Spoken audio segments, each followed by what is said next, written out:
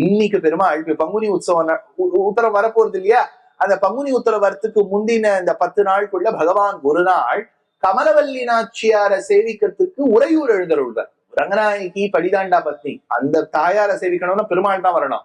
அங்க கமலவல்லி நாச்சியாரை பார்ப்பதற்காக அங்கு சேர்த்தி கண்டுள்ள வேண்டும் என்பதற்காக நம்பெருமாள் அங்கு செல்வார்.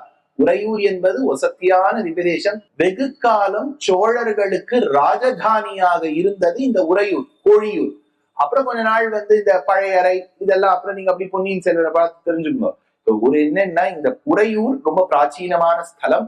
அங்க இருக்கக்கூடிய பெருமாள் ரொம்ப அழகான பெருமாள். பக்கத்துல கமலவல்லி நாச்சியார்.